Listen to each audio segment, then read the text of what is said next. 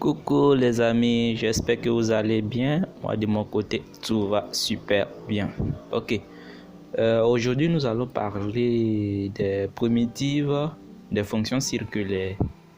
Simplement, les fonctions cosinus et les fonctions sinus, les primitives et les dérivées des fonctions cosinus et sinus. Donc, on se retrouve juste.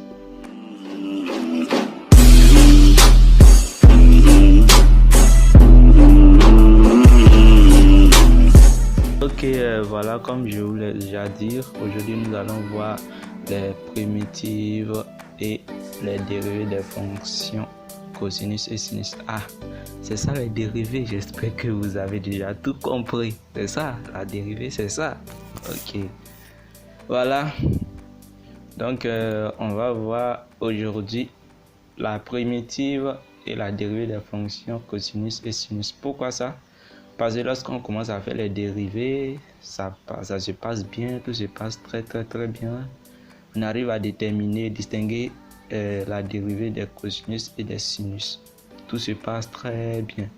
Mais lorsqu'on commence à faire les primitives, tout se mélange en même temps. Souvent, on a tendance à confondre la primitive du cosinus, sa dérivée. Bon, souvent il y a moins, souvent il n'y a pas moins. Bon, ça devient autre chose. Donc, aujourd'hui, si vous êtes tombé sur cette vidéo, c'est que vous avez tout eu parce que vous n'aurez plus de difficultés à déterminer la dérivée et la primitive des fonctions sinus et cosinus. Donc voilà, d'abord on commence par tracer le cercle trigonométrique.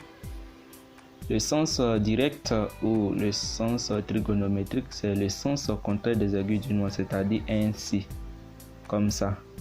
Vous voyez? Donc on commence par tracer le cercle trigonométrique. On trace ces deux axes.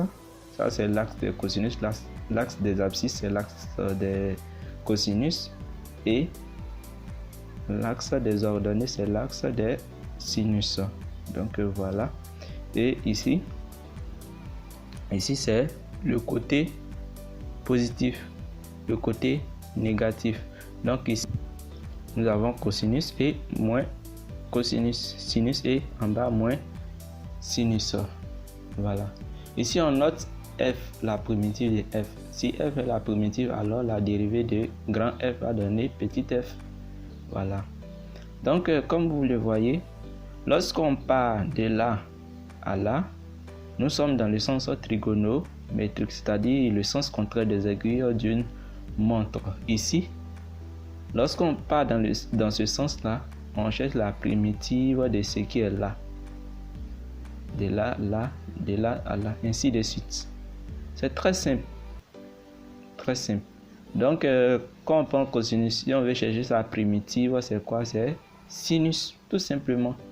Et sinus, sa primitive, c'est moins cosinus. Moins cosinus, sa primitive, c'est moins sinus. Tout simplement. Tout simplement. Donc, si on a arrivé à trouver la primitive, ça veut dire on peut trouver la dérivée. Donc la dérivée c'est contrairement comme ça, dans le sens contraire, c'est-à-dire on part dans le même sens que les aiguilles d'une montre, c'est-à-dire le sens contraire du cercle trigonométrique, donc le sens indirect.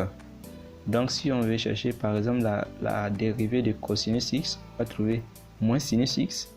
La dérivée de moins cosinus x, ça donne sinus x. La dérivée de sinus x, ça donne cosinus x. Donc tout simplement, ça va nous donner ceci. Donc ça c'est le sens positif et le sens négatif. Voilà. Donc quand on part comme ça, ça veut dire on veut chercher la primitive. Donc ici sinus x, quand on part comme ça, ça fait moins cosinus x et ainsi de suite. Maintenant si on veut chercher la dérivée, c'est comme ça. Donc lorsque vous avez les fonctions cosinus et les fonctions sinus, c'est tout simplement ce que vous faites. Ça ne prend même pas 15 secondes. Tu traces le cercle. On n'a pas besoin de faire un cercle parfait comme ceci, juste pour voir comment ça se passe, et puis on avance. Donc tu traces les deux axes, cosinus moins cosinus, sinus moins sinus, c'est fini. Et dans le sens trigonométrique, on cherche la primitive. Dans le sens contraire, le sens indirect, on cherche la dérivée. Et c'est tout. Donc voilà, c'est tout pour aujourd'hui. Si vous avez des questions, vous pouvez me les poser en commentaire. Inch'Allah, à la prochaine, une nouvelle vidéo.